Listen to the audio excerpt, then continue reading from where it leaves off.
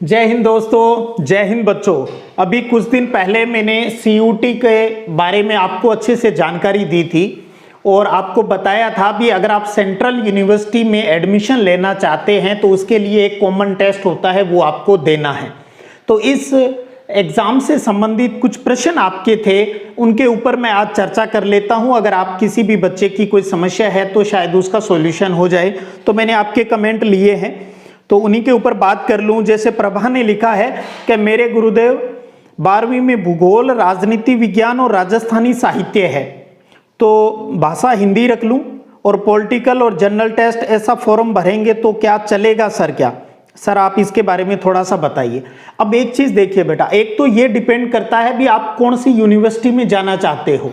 आप जेएनयू में जाना चाहते हो, बीएचयू में जाना चाहते हो, डॉक्टर भीमराव अंबेडकर यूनिवर्सिटी में, जामिया मिलिया में या दिल्ली यूनिवर्सिटी में जाना चाहते हो, तो उसके अकॉर्डिंग ही आपको सब्जेक्ट है वो सिलेक्ट करने हैं। आप फर्स्ट लैंग्वेज जो है वो हिंदी ले सकते हो, कोई दिक्कत नहीं है, क्योंकि आपके हिंदी और इंग्लिश तो हम दोनों पढ़ते ही हैं +2 के अंदर। और रही बात डोमेन सब्जेक्ट की, तो आपके पास भूगोल और राजनीति विज्ञान है। मैं आपको सलाह दूंगा भी आप दोनों ही ले लीजिए। राजस्थानी साहित्य वहां पर नहीं होता, आप भूगोल और राजनीति विज्ञान दोनों ही डोमेन सब्जेक्ट ले लें अगर आप डीयू के लिए भर रहे हो। और तीसरा जीटी ले लें, तो एक लैंग्वेज ले लें, हिंदी ले लें चाहे इंग्लिश ले लें, और दोनों डोमेन सब्जेक्ट भर दीजिए, ज्योग्राफी और पॉलिटिकल साइंस। और तीसरा जीटी जनरल टेस्ट है वो भर दीजिएगा। तो उससे क्या होगा, आप डीयू के लिए भी, जेएनयू के लिए, बीएचयू के लिए, आप बहुत सी यूनिवर्सिटी के लिए इसके लिए एलिजिबल है वो इसमें हो जाएंगे। और दूसरा प्रश्न अगर मैं लेना चाहूँगा, ये है आर्मी लवर के नाम से, सर मुझे सिर्फ दिल्ली यूनिवर्सिटी के लिए अप्लाई करना है तो उसके लिए लैंग्वेज मैं कौन सी सबमिट है वो करूं? तो देखिए, आप चाहे लैंग्वेज हिंदी ले या इंग्लिश ले, उसके बाद आपको डोमेन सब्जेक्ट लेने हैं, और डोमेन वो लेने हैं जो आपके +2 के अंदर जो मेन सब्जेक्ट आपने पढ़े हैं। और उसके आगे आप मीडियम अपना सिलेक्ट कर लीजिए, आप किस मीडियम में पेपर देना चाहते हो। लैंग्वेज तो जो सिलेक्ट करोगे उसी के अंदर पेपर आएगा, और डोमेन या जो सब्जेक्ट है और जो जीटी वाला जो पेपर है वो आप अपनी लैंग्वेज सिलेक्ट कर ले कोई भी। अगर आप हिंदी में करना चाहते हो तो बाई लैंग्वेज मिलेगा आपको, इंग्लिश तो मिले ही मिलेगी। अगर आप दूसरी सब्जेक्ट जो लैंग्वेज सेलेक्ट करते हो तो पेपर उस भाषा में भी आपको मिल जाएगा। जीटी के अंदर भी यही ऑप्शन है, ये इस साल ही रखा गया है। और इस टेस्ट में होने के बाद हमें कौन से सब्जेक्ट, अच्छा एक बहुत अच्छा है, कुमकुम ने पूछा है कि सर इस टेस्ट में पास होने के बाद हम वहां कौन से सब्जेक्ट पढ़ सकते हैं। बहुत अच्छा प्रश्न है। देखिए, आपको टेस्ट सीयूटी का जो दे रहे हो उसके अंदर सब्जेक्ट आपको वही लेने हैं जो +2 के अंदर है। आप लैंग्वेज और जीटी है वो एक्स्ट्रा उसके अंदर ले सकते हो। इसके बाद आपका सिलेक्शन होने के बाद आप कौन से कोर्स में जाना चाहते हो ये आपके ऊपर डिपेंड करता है। ये इस बात पर डिपेंड नहीं करता भी वो सब्जेक्ट आपके पास +2 में है या नहीं है। इस चीज से कोई लेना देना नहीं है उस बात का। एक प्रश्न है, सर ये एग्जाम होगा कहां? ये एग्जाम हर स्टेट के अंदर हो रहा है, भारत के सभी स्टेट्स के अंदर ये एग्जाम हो रहा है। जैसे राजस्थान की बात करूं तो लगभग यहाँ 33 जिले हैं और लगभग 25-26 डिस्ट्रिक्ट के अंदर इसके सेंटर है। तो आपके आसपास सेंटर मिल जाएंगे। जो बुकलेट मैंने आपको शेयर कर रखी है टेलीग्राम के ऊपर, उसके अंदर सारे दिए हुए हैं। उसके बाद में प्रश्न है एसआरबी का, कि sir central university of Rajasthan में कौन कौन से कोर्स है। देखिए, राजस्थान के अंदर एक ही सेंट्रल यूनिवर्सिटी है, वो है अजमेर के अंदर। Central university of Rajasthan Ajmer के अंदर है। उसकी बात करें तो अगर आप आर्ट्स सब्जेक्ट के हो तो वहां पर इकोनॉमिक्स में और लैंग्वेज में 2 ही कोर्स है वो उपलब्ध हैं, और दोनों के लिए आपके पास सीयूटी के अंदर जो जीटी वाला पेपर है वो होना अनिवार्य है। यानी सिर्फ जीटी के नंबरों के आधार पर ही राजस्थान की सेंट्रल यूनिवर्सिटी में आपका एडमिशन है वो हो सकता है। बाकी राजस्थान की जितनी भी यूनिवर्सिटियां हैं उनके अंदर एडमिशन है वो 12वीं के बेस पर है, वो इस सीयूटी के अंदर शामिल नहीं है। उसके बाद में और प्रश्नों की बात करूं तो सर फॉर्म भरने की फीस तो पता है, पर बीए की कितनी फीस लगेगी? ये भी एक अच्छा प्रश्न है। आपको बताना चाहूं हर यूनिवर्सिटी का फीस का लेकर अपना अपना स्ट्रक्चर है। जैसे मैं सबसे पहले दिल्ली यूनिवर्सिटी की बात करूं तो दिल्ली यूनिवर्सिटी का जो नॉर्थ कैंपस है, जो साउथ कैंपस है, उनकी फीस लगभग 7,000 से 12,000 के आसपास मिलेगी, थोड़ा बहुत कम ज्यादा हो जाएगा, और उसमें भी अलग अलग कैटेगरी का भी कम ज्यादा हो जाएगा। तो नॉर्थ और साउथ कैंपस की जो फीस है वो 7,000 से 12,000 रुपए पर ईयर है। और वही जो ऑफ कैंपस है यानी ईस्ट और वेस्ट वाले जो कैंपस है उनकी फीस मोस्टली आपको 18 साढ़े 18,000 रुपए पर ईयर है वो मिलेगी। अब बात आती है हॉस्टल की। अगर मैं बात करूं तो आपको बताना चाहूंगा हॉस्टल के लिए थोड़ा सा, एक तो क्या है सभी कॉलेजेस के अंदर हॉस्टल नहीं है, और उसके अंदर हॉस्टल मिलने का अपना अपना क्राइटेरिया है, क्योंकि जो जितनी ज्यादा दूरी से आता है उसको हॉस्टल की है वो पहले प्राथमिकता है वो रहती है, तो वो आपकी दूरी पर डिपेंड करता है। जैसे अगर आप बाड़मेर, जैसलमेर, गंगानगर यानी जो अंतर्राष्ट्रीय बॉर्डर वाले डिस्ट्रिक्ट हैं, अगर आप वहां आपका डीयू में एडमिशन होता है तो आपको इजीली हॉस्टल है वो मिल जाएगा। हॉस्टल का आपको पता ही है, सरकारी हॉस्टल का खर्चा बहुत नाम मात्र का होता है, खाने पीने का चार्ज लगता है। बाकी अब बात ये आती है अगर आप वहां पर कहीं पीजी में रहते हो तो खर्चा क्या है, तो बताना चाहूँ मोटा मोटा जो मेरे 1-2 स्टूडेंट वहां रह रहे हैं भी, कोई भी एरिया है 12,000 के आसपास का जो खर्चा है, 12,000 से आप ज्यादा से ज्यादा 15,000 तक मान लो, 12,000 से 15,000 रुपए का आपका रहने खाने का जो खर्चा है वो पर मंथ का वहां आएगा। और जेएनयू की फीस की बात करूं तो लगभग जेएनयू तो लगभग फ्री मानिए आप, वहां फीस नाम का तो कोई ज्यादा कुछ है ही नहीं। हॉस्टल का थोड़ा बहुत 2-4 हजार रुपए आपका लग जाता है, जेएनयू में लगभग सभी को हॉस्टल मिल जाता है। बीएचयू के अंदर जो फीस है वो 11-12 हजार रुपए है, वो सारा हॉस्टल वाली है, बाकी तो कोई खर्चा कोई ज्यादा है नहीं। भीमराव अंबेडकर यूनिवर्सिटी की बात करूं तो सालाना जो फीस है वो लगभग 12,000 रुपए के आसपास है। यही जामिया मिलिया के अंदर 7-8 हजार रुपए फीस है, तो फीस वहां कोई बड़ा मुद्दा नहीं है। फिर एक क्वेश्चन हो रहा है कि सर एक डाउट है कि मेरी आर्थिक स्थिति ठीक नहीं है तो क्या बताओ मैं यूनिवर्सिटी में, अच्छा तो वो फीस वाली बात है तो वो मैंने आपको क्लियर करी दी भी वहां कितनी फीस है। इसी प्रकार से एक प्रश्न और है, सुरेश चौधरी का है, सर जी जनरल टेस्ट की लैंग्वेज में होगा प्लीज, किस लैंग्वेज में होगा? तो जनरल टेस्ट उस लैंग्वेज में होगा जो आप सिलेक्ट करेंगे। अगर आप इंग्लिश सेलेक्ट करते हैं तो पेपर सिर्फ इंग्लिश में मिलेगा आपको। अगर आप इंग्लिश के साथ दूसरी कोई रीजनल लैंग्वेज, आप हिंदी, उर्दू, पंजाबी, जो भी खूब सारी लैंग्वेज वहां दी जाएगी जब आप फॉर्म भरोगे, तो उस लैंग्वेज को अगर आप सिलेक्ट कर लोगे तो आपका पेपर है वो बाईलैंग्वेज आएगा। डोमेन के भी बाईलैंग्वेज और जीटी वाला पेपर भी। आप अधिकतम 10 सब्जेक्ट चूज कर सकते हो, पर ये 10 नहीं पढ़े जाते, तो आप ऐसे करो एक लैंग्वेज ले लो, डोमेन आपके जितने बनते हैं ना उतने ले लो, और साथ में जीटी जरूर ले लो।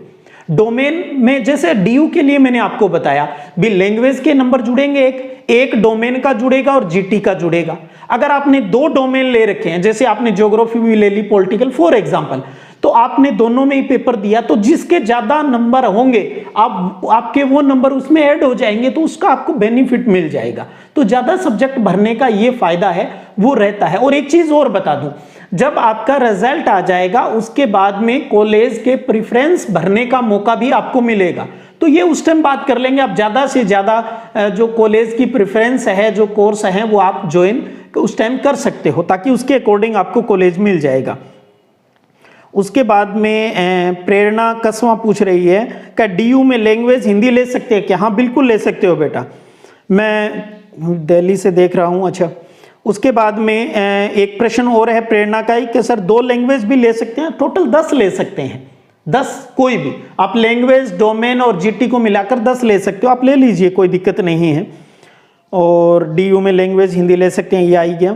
उसके बाद में आदि गहलोत है, उसने पूछा है सर मेरे पास 12th क्लास में पॉलिटिकल, हिंदी लिटरेचर और होम साइंस है, और मैं सीयूटी में केवल एक विषय में कर सकती हूँ क्या, वो भी पॉलिटिकल में और हिंदी मीडियम में करना चाहती हूँ। सर आप इस पर भी वीडियो बना दीजिए कि बेस्ट यूनिवर्सिटी कौन सी है दिल्ली में।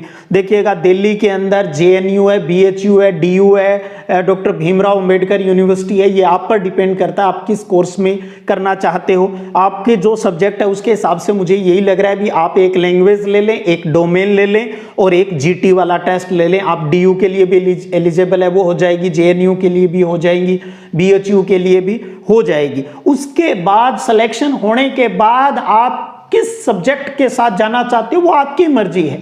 तो इसलिए जब आप फॉर्म भरें तो जो भी यूनिवर्सिटी आप सेलेक्ट करके उसके आगे जो प्रोग्राम दिए हुए हैं वो मैक्सिमम आप सेलेक्ट करके छोड़ दें, उसका कोई चार्ज नहीं लग रहा।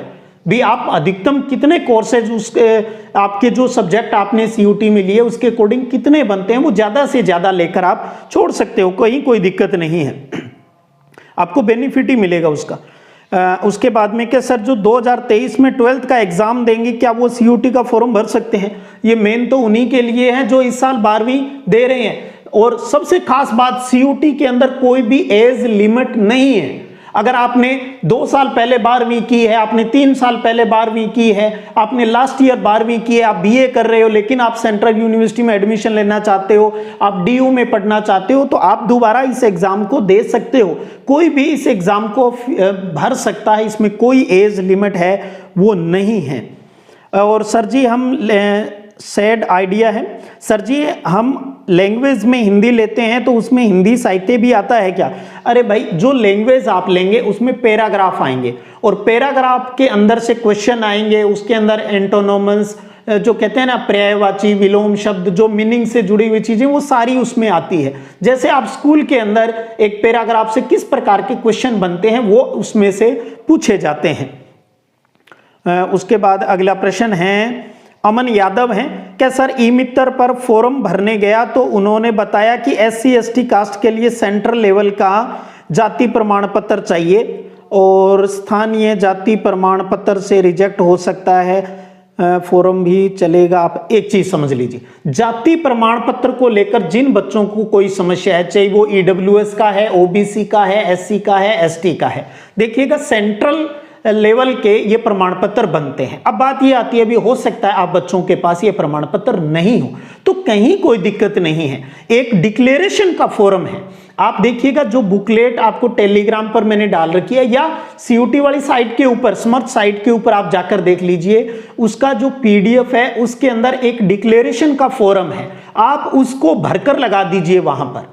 वो डिक्लेरेशन फॉर्म ये कहता है भी मैं फलां कैटेगरी में आता हूं, अभी मेरा बना हुआ नहीं है, लेकिन जब भी मेरा बन जाएगा, यानी जब मैं कॉलेज में जाऊंगा उससे पहले मेरे सारे डॉक्यूमेंट्स तैयार हैं, वो ये जाति प्रमाण पत्र है वो तैयार हो जाएगा और मैं आपको उपलब्ध करवा दूंगा। और नहीं करवा पाता हूं तो आप मुझे उस रिजर्वेशन के फायदे से बाहर कर दीजिएगा।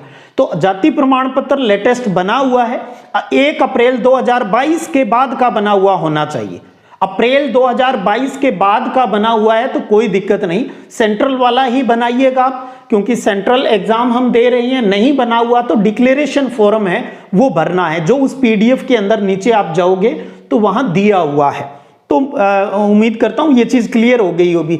भी जाति प्रमाण पत्र या किसी प्रॉब्लम, ये छोटी मोटी कोई प्रॉब्लम है उनकी वजह से फॉर्म रिजेक्ट नहीं हो रहे। बस एक चीज ध्यान रख लीजिएगा, सब्जेक्टों को और यूनिवर्सिटी के जो कोर्सेज हैं उनको अच्छे से पास में बैठकर सिलेक्ट कराना है, अच्छे से रीड करके भराना है। और लास्ट डेट का आप विशेष ध्यान रखिएगा, आपको पता है लास्ट डेट है वो 12 मार्च है, और कोई कमी कोई मिस्टेक हो जाती है तो आपको बताना चाहूंगा 15 मार्च से 18 मार्च के बीच आप करेक्शन हैं वो कर सकते हो। 30 अप्रैल तक आपको सेंटर अलॉट हो जाएंगे। एग्जाम आपको पता 21 मई से 31 मई आपके शहर, आपके स्टेट के अंदर ही आपके जो डिस्ट्रिक्ट हेडक्वार्टर है वहां पर आपका एग्जाम है वो ये होगा। उसके बाद में है सर जयपुर यूनिवर्सिटी में ले, तो देखिए सीयूटी के अंदर जयपुर वाला जो भी यूनिवर्सिटी है, राजस्थान यूनिवर्सिटी, इसमें शामिल नहीं है, सिर्फ सेंट्रल यूनिवर्सिटी शामिल है जो कि अजमेर वाली है। ये मैंने आपको क्लियर कर दिया। अजमेर में ये पूछ रहा है चॉकलेट कोई है अजमेर में करें तो कैसे करेंगे सर? अजमेर में आपको बता दिया इकोनॉमिक्स और लैंग्वेज के अंदर ही कर सकते हो, और उसके लिए आपके पास इन जो ये जो टोटल हम 10 सब्जेक्ट लेते हैं इनमें से कोई एक GT आपका होना अनिवार्य है। और उसके बाद में रोहित जांगिड़ पूछ रहा है सर मैं फॉर्म कैसे भरूं, मैं विलेज में हूं, हमारे यहाँ किसी को जानकारी नहीं है। अरे जानकारी दे रहे हैं ना बेटा, कहीं कोई समस्या नहीं है। आप YouTube के ऊपर भी देखेंगे आपको बहुत अच्छे से अच्छे समझाने वाले मिल जाएंगे जो स्पेशल है, जो इसी का काम करते हैं। देखिएगा मैं तो यहाँ राजस्थान के अंदर RBSc सिलेबस के अकॉर्डिंग अपना सब कुछ करवाता हूँ, उसकी सारी जानकारी प्रोवाइड करवाता हूँ। इसके साथ साथ CUT क्या है ये मेरे बच्चों को बताने के लिए मैं इसके ऊपर वर्क करता हूँ, इधर उधर से जानकारी कलेक्ट करता हूँ। तो ऐसे मैंने भी तो जानकारी कलेक्ट की है। आप अगर वास्तव में आपके सच्चे हृदय से आप इस कोर्स के बारे में जानना चाहते हैं तो मुझे नहीं लगता आज के टाइम में ऐसी कोई बात है भी आप उसके नॉलेज को नहीं प्राप्त कर सकते।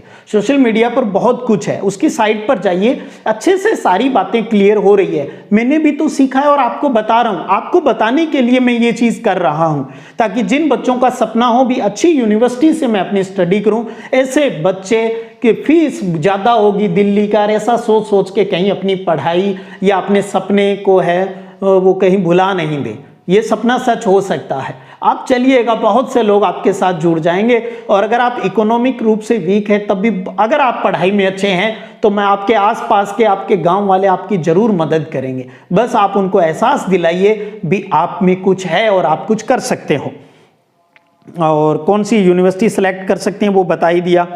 और सर इसमें ऑनलाइन दे सकते पेपर, यानी सीबीटी मोड पर होगा, यानी आपको कंप्यूटर पर बैठकर जहां आपका एग्जाम सेंटर होगा वहां पर कंप्यूटर अवेलेबल रहेंगे, वहां पर बैठकर आप उसको पेपर को हल करना है। सर मेरे पास हिंदी है, जियो और पॉलिटिकल है।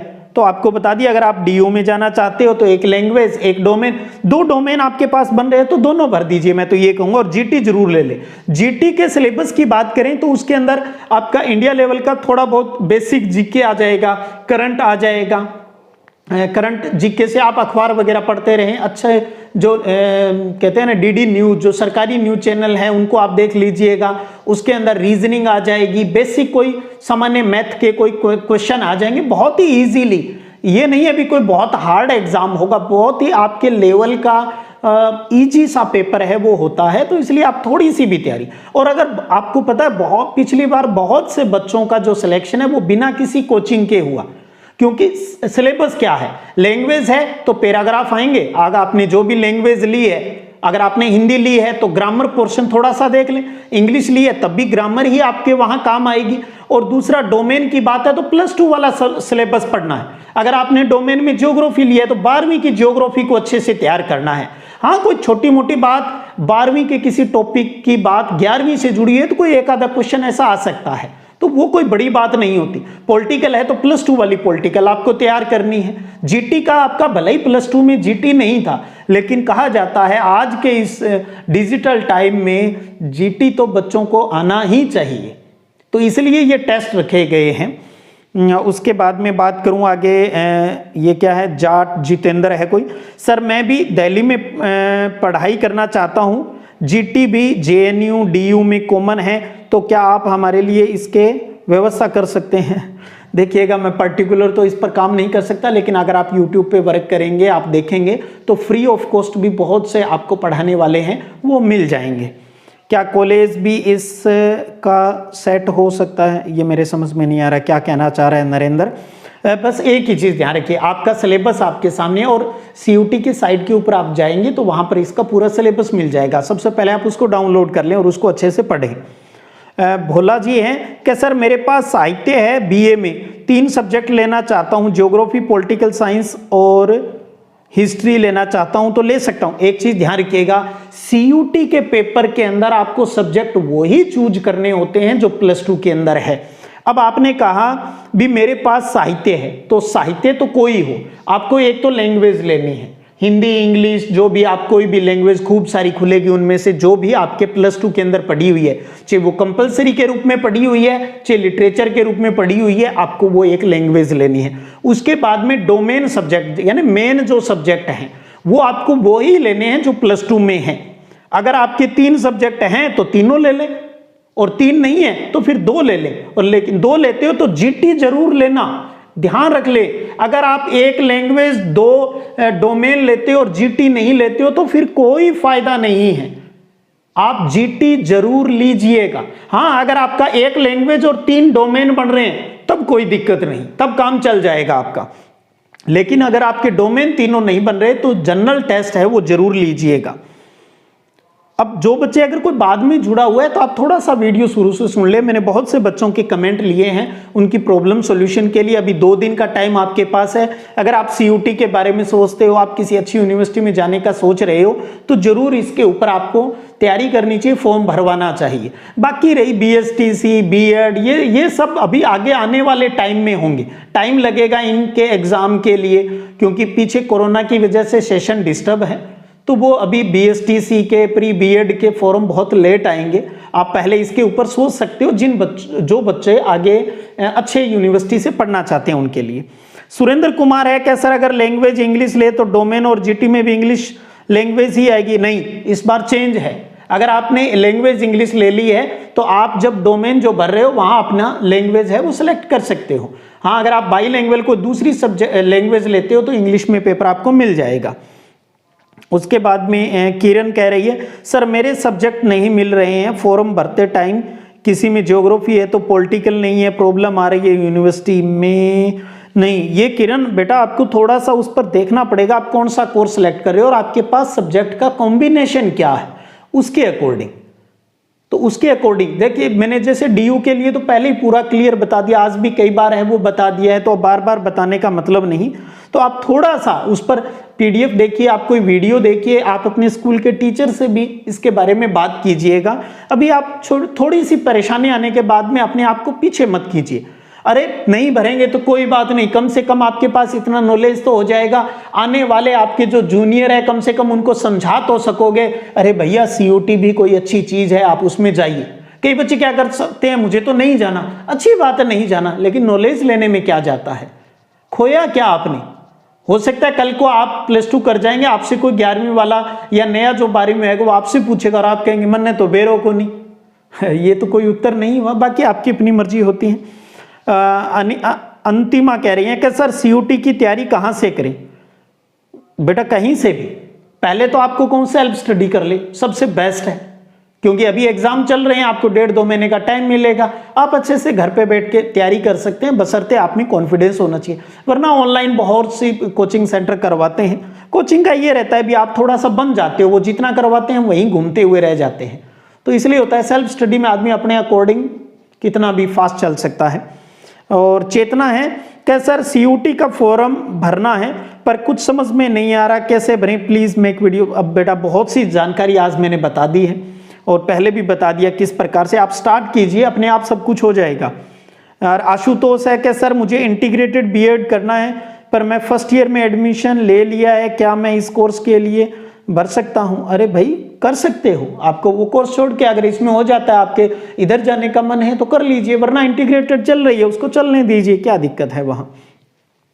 संतोष स्वामी कह रहे हैं सर मेरे ये फॉर्म भराया है पर इसमें मैंने एक लिटरेचर सब्जेक्ट भर दिया और 2 डोमेन सब्जेक्ट भर दिए, पर इसमें मैंने जीटी नहीं भरा, सर इसका क्या होगा, सॉल्यूशन बता दो। सॉल्यूशन यही है बेटा, जब करेक्शन हो 15 से 18 मार्च में करेक्शन विंडो खुल जाएगी, सुधार कर सकते हो। मैं आपको सलाह दूं आप जीटी जरूर भरें, जनरल टेस्ट वाला है वो जो सब्जेक्ट है वो उसमें क्लियर कर दें, ठीक है अच्छे से। और सरोज कंवर कह रही है सर स्टेट यूनिवर्सिटी के बारे में वीडियो, स्टेट के अंदर सीधा 12वीं के आधार पर भरा जाएगा, थोड़े से जागते रहिए। अभी वो आपको पता है वो मई जून की बात है राजस्थान के अंदर, तो 12वीं के आधार पर होगा, ऐसा ही चलता है यहाँ। उसके बाद में अर्चिता गुप्ता है, hello sir CUT BA honours history, हमें सीयूटी फॉर्म फिल करना है, बीए करना है, लेकिन समझ में नहीं आ रहा किस यूनिवर्सिटी से भरें, ऑनर्स किस में करें। क्या ऑनर्स का मतलब होता है स्पेशलाइजेशन सब्जेक्ट और प्रोग्राम का मतलब होता है भी आपको 2 और कुछ अन्य सब्जेक्ट है वो लेने होते हैं। एक चीज़ मैं फिर क्लियर कर दूं, +2 में आपको जो सब्जेक्ट है उसके आधार पर सीयूटी देना है। सीयूटी के बाद आप कौन सा कोर्स लेते हैं ये आपके ऊपर डिपेंड करता है, आपका जिसका मन करे उसके कोर्स को ज्वाइन करें, लेकिन ये उस यूनिवर्सिटी की रिक्वायरमेंट पर डिपेंड करता है भी किस कोर्स के अंदर जाने के लिए आपके पास सीयूटी में कौन से सब्जेक्ट होने चाहिए उसके अकॉर्डिंग। तो ये सारी बातें अब मैं बता चुका हूं आपके। उसके बाद में सतबीर है कि अगर तीनों ही सब्जेक्ट लिटरेचर हो तो, ऐसा तो होता ही नहीं है सतबीर जी, बाकी क्या बताऊं आपको। उसके बाद में आगे बात करूं तो सर 12वीं के एक प्रश्न और है सोनू सेन का, सर ये नेक्स्ट ईयर कर सकते हैं क्या? आपका जब मन करे तब करना, इस साल क्या दिक्कत है भाई, क्यों एक साल खराब करते हो? मैं तो यही सलाह दूंगा आपको। और रमन गोदारा है क्या, सर प्लीज हमारे गांव में इसको किसी को जानकारी नहीं है, तो जानकारी दे रहा हूं ना बेटा। और बाकी आप इस पर सर्च मारें, बहुत कुछ मिल जाएगा। आप डीयू की साइट पर जाएं, जेएनयू के सीयूटी की साइट पर जाएं। और रमन कह रहे हैं कि मेरे 3 ज्योग्राफी, हिस्ट्री और पॉलिटिकल है, और लैंग्वेज हिंदी ले रहा हूं तो हिंदी में क्या पढ़ना होगा, हिंदी में वही ग्रामेटिकल पोर्शन ध्यान में रखना है आपको, विलोम शब्द पर्यायवाची ज्यादा से ज्यादा। आप थोड़ा सा पीछे प्रीवियस पेपर की बुकलेट भी आपको मिल जाएगी, आप यूट्यूब के ऊपर भी देखेंगे पुराने पेपर के बारे में भी आपको एनालाइज है वो मिल जाएगा। तो पैराग्राफ आएंगे और पैराग्राफ में क्वेश्चन किस प्रकार से बनते हैं ये आप सब बच्चों को पता है, क्योंकि हिंदी इंग्लिश में पैराग्राफ आते रहे हैं एग्जामों के अंदर। तो ये जितने क्वेश्चन लगे मैंने मोटा मोटा इसके ऊपर आपसे बात की, और जो मैंने आपको बताया था ना भी उस पीडीएफ के अंदर जो SC ST OBC जाति को लेकर, तो आप उस पीडीएफ में देखेंगे ना तो मोस्टली उस पीडीएफ में 44, 45, 46 नंबर जो पेज है ना, वहां पर जो डिक्लेरेशन फॉर्म वाला है जो कास्ट वाला वो वहां पर मिल जाएगा। आप उसको फॉर्म को भर के वो पीडीएफ है वो लगा दीजिएगा, ताकि आपको जाति प्रमाण पत्र वाली भी किसी प्रकार की समस्या है वो नहीं है। तो यहाँ मेरे जितने वीडियो थे उनके ऊपर CUT का लेकर आपके जितने भी प्रश्न थे मैंने कोशिश की है उन सबके जवाब है वो देने की, सबके स्क्रीनशॉट ले रखा था इस दूसरे वाले फोन में और उन्हीं को पढ़कर उनके जवाब है वो दे रहा था। उम्मीद करता हूं आप सब लाभान्वित हो रहेंगे। बाकी टाइम कम है, थोड़ा सा आप अच्छे से इस कहानी को समझकर अगर आप सेंट्रल यूनिवर्सिटी में जाना चाहते हो तो आप इस फॉर्म को भर दीजिएगा, कहीं बाद में अफसोस नहीं हो। बस इतना ही कहना चाहूंगा, और कमेंट कीजिए अगर आपको कोई और कुछ पूछना है तो। बाकी आप YouTube के ऊपर और भी सर्च कीजिए, आपको सब कुछ मिल जाएगा। जरूर नहीं आप मेरी बातों पर फोकस करें, जो भी अच्छे से आपको क्लियर कर रहा है वहां से। हमारा उद्देश्य एक ही है भी हमें इसकी कहानी को समझ में आ जाए और उसके अकॉर्डिंग हम अपना डिसीजन है वो ले सकें। चलिएगा फिर मिलेंगे नए इंफॉर्मेशन के साथ, तब तक जय हिंद जय भारत।